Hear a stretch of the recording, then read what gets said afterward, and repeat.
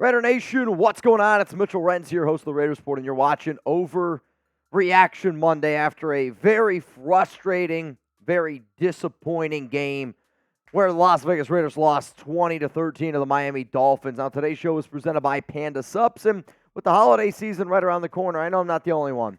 I packed on a few pounds over the past few weeks, and I'm going to pack on a few more this week, and then especially after Thanksgiving on top of that. And if anybody's looking for the best workout supplements on the market, this is going to be the best deal that you're going to see all year. Use code Black Friday for 30% off at pandasups.com. That link's going to be available to you guys down in the comments and in the description of today's show. So coming up here on the Raiders Report, what would I like to do the game or the day after a Raiders game is look at the top trending topics out there and really just try to hit the nail on the head in terms of what is the nation talking about. And from what I see, a lot of conversation around the offensive coordinator and Bo Hardegree, a lot of conversation around Antonio Pierce, and a lot of conversation around your quarterback, Aidan O'Connell. And I get it. Aidan O'Connell is a rookie. I get the fact that your Raiders defense played absolutely sensational against the Dolphins on Sunday. But if you can't learn to put some points up on the board, you're going to struggle in the NFL, man.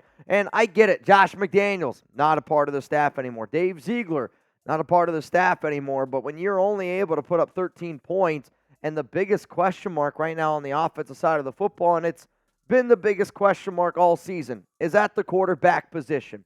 Unfortunately, Mark Davis hired an imbecile to run this Raiders organization in Josh McDaniels, and he just didn't simply do the right things this offseason, which is now putting us in a difficult spot. Are the Raiders showing improvement?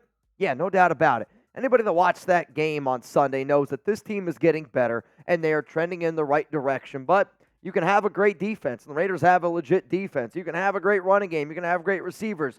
But if you don't have the most important position on the field, man, it just makes a game like what you watched on Sunday just that much more frustrating. So my question here is this. Aidan O'Connell isn't the future of the Raiders. I am going to give this one 3 just win babies, and I'm going to say that it's pretty likely that Aidan's not going to be the starting quarterback for the Raiders going in the future. And for a lot of people that watch this show, it's nothing really new. There's no new information on this. I believe that Aidan is going to have himself a very successful NFL career. And that can be like a Brian Hoyer career. And some of you are like, Brian Hoyer career? If you can play in the NFL for 15 years at the quarterback position, you're making $50 million plus. And Aidan, to me, is going to be a successful backup QB. He's going to give his opportunities, and he's going to have chances to make the roster. Do I want him to be my starting quarterback next season, though? No, I don't. But you know what? This is your opportunity to let me know down below. Do you want Aidan O'Connell to be the Raiders quarterback in 2024? Pinned comment here, so scroll on down while you're getting hit with the YouTube ad break and let me know. As much as I respect Aidan, as much as I want Aidan to be successful, Aidan O'Connell has his limitations. And with as great as what this quarterback draft class is going to be next season, I'm not going to settle for a single. I'm not going to settle for a QB that doesn't make me go, wow. And there are throws where Aidan makes good throws. Like you can see, he's got good accuracy. He's got some good anticipation. The offensive line let him down a little bit on Sunday, no doubt about it. But the amount of open throws that he missed, I'm sorry. You can't let it slide. And he's a rookie, Mitch. I hear you loud and clear. But I'm not talking about right now. Aidan O'Connell still gives you your best chance to win this season. He's better than Jimmy Garoppolo. He's light years better than Brian Hoyer. The unfortunate part is I don't know if the Raiders have a top 32 QB on their team. And knowing that, and knowing where you're currently at right now at 5-6, the Raiders have a tough decision to make. It's, do you draft a QB in round 1? I don't know. Do you maybe draft a guy in round 2, round 3? If you end up drafting a guy in round 2 or round 3, they're going to be going up against Aidan. And I think that they're probably going to beat out O'Connell because O'Connell was a Josh McDaniels, Dave Ziegler guy. I got 2 more trending topics here on the Raiders Report. But remember, win, lose, tie. You guys are going to get videos every single day here. I bleed silver and black. I love this team, and I think a lot of y'all probably feel the way that I do this morning. I wasn't screaming fire McDaniels. I wasn't screaming in anger last night after the Raiders lost. I'm more, I feel like my dad. I feel like I can literally look at my dad when I was a kid, and he was like, yo, Mitch, I'm not mad. I'm disappointed. And I think a lot of Raider fans are disappointed because this is a game, plain and simple, you got to be able to find a way to win. And yet they fell just a little bit too short with a big game next week against Kansas City Chiefs. Let's go to the next story here. The Raiders need to find themselves an offensive coordinator. I'm going to give you my answer on this story, but first, I got to talk to you guys a little bit more about our awesome sponsor, Panda Sups. And, I was talking to Murbad, he's the guy that owns Panda Sups, and after this game, he said it to me too. He's like, man, that was a tough one. And when you have a company like Panda, if anybody out there is like a big, hey, I'm going to give my money to a locally ran business, or I'm going to give my money to somebody that's not like one of these giant corporations, then go give your money to a Raiders fan that owns Panda Sups and that has been a sponsor on this show for over 2.5 years. Diehard fan. And at this time of the year, if you're like me, I got a sweet tooth. I need to be able to learn how to eat a little healthier. And if you want to take advantage of the best deal that we have, go to pandasups.com, 30% off, and use code Black Friday. If you want to try their brand new protein, I highly encourage it. Their mint chocolate chip is incredible. Their Cinnamon Toast Crunch, it's literally unmatched. I can't even explain to you how good it is until you try it. If you want to give a shot to their new pre-workout, need a little bump in terms of waking up early, getting your lift in. I know for me, the only time I can work out anymore is in the morning because when I get home after working, I don't want to go to the gym. I want to hang out with Chuck. I want to hang out with my fiance, Alex, and sometimes you need a little pre-workout to get that extra pep in your step. Panda Sups is here to hook up the nation. Use code Black Friday for 30% off at pandasups.com. That link is available to you guys down in the comments and down in the description. All right, so do the Raiders need an offensive coordinator? This one is for just win babies, believe it, baby. If you were to ask me, Mitch, why did the Raiders lose against the Miami Dolphins? The number one reason, Bo Hardegree. The number one reason was the offensive play calling that the Raiders displayed for basically 3 quarters of action. It was frightful. It was fearful. It was a team that was trying to not lose in a game where they were 14-point underdogs. The most frustrating part of Sunday's game was Raiders get a massive turnover right before the end of the first half.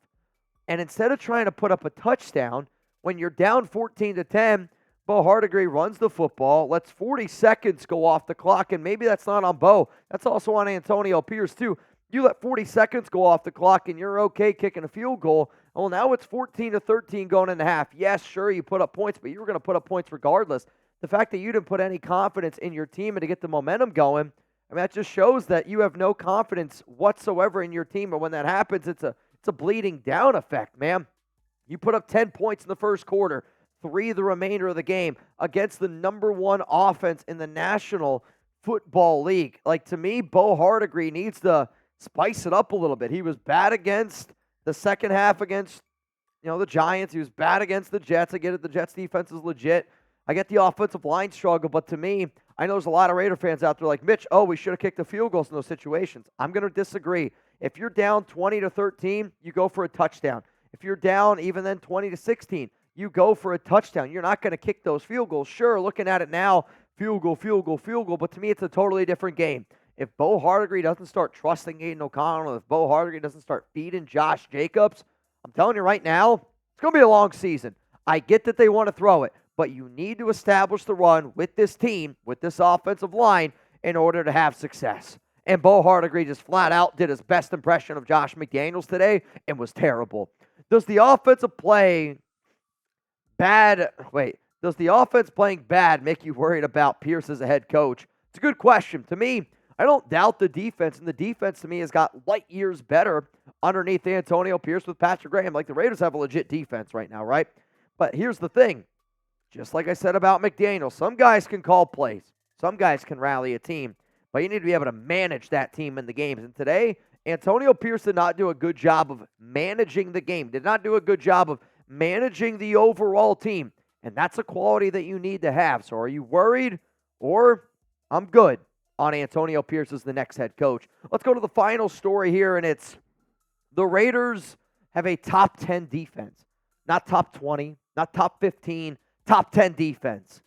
I really wanted to be able to give this one 4 just win babies, but I'm going to give it 2. And the reason why I'm giving it 2 is because the Raiders could have a top 10 defense if a few players were able to stay healthy, and if a few guys played, I think, with a little bit more heart in that secondary, I don't like to question guys' heart because to me it's the one thing that you don't know if you can measure it or not. But Marcus Peters right now, I'm sorry, is a liability. Ja'Cory Bennett does not deserve to be on the field. And those two guys struggled. And I'm just going to get away that negativity now because this was the best defensive game that I've seen the Raiders play all season. And anybody not saying that didn't watch the game. You forced 3 turnovers on the Miami Dolphins. You got a really tough 4th down stop when they were 1st and goal type of shit. Then they missed a field goal. I mean, you put your offense in a situation 5+ times to put up points on the board and couldn't do anything. On top of that, with the amount of 3 and outs that the offense had, your defense was on the field for an extremely long time and they were gassed, but still were able to make plays. I've been doing this show for a long time, and one of the biggest reasons why I'm not freaking out up here is because the Raiders seem like they have a defense. Patrick Graham looks like he's the right man for the job. This defense is playing good football, and they really, really are. Yes, they could have played a little bit better today in certain spots, no doubt about it. But anybody that watched that game that doesn't think like, oh shit, this Raiders defense has turned the page, I'm going to respectfully disagree with you. This was an A-plus game from the defense, and when your defense plays that well against the number 1 offense in the league in total yards, points, passing yards, and that's the production you get on offense, you're not going to win many games. Point blank simple. You're not going to win many football games. So before I leave all y'all, remember, I'm going to be live a little bit later on today, 4 p.m. Eastern Time. I'm also going to be live on Tuesday at 4 p.m. Eastern Time. Then Thursday, I know Chugs and I usually do a watch party on Thursdays, but it's Thanksgiving. We have to work on Christmas, and we have to work on New Year's Day and New Year's Eve. So we're going to get Thanksgiving off, Chugs and I, so we're going to enjoy that day with our families. And then we're going to be back Sunday, 3 p.m. Eastern Time is when we will be live here on this channel. Raiders, Chiefs, got to get a win. Can't be 5-7 going into the bye. A lot of unknowns, no doubt about it. But I appreciate every single person that tuned in to today's live show against the Miami Dolphins. Shout out to Trivan. Shout out to Justin Avgin. Shout out to Venthrak. Shout out to everybody. OC Raider for being the MVP. The nation never disappoints. And unfortunately, the Raiders offense did. But glass half full, this defense is playing inspiring football. I still believe in this team overall. And if you think that this team is done, you better wake up because the AFC is wide open with the amount of injuries that have happened over the past 2 weeks.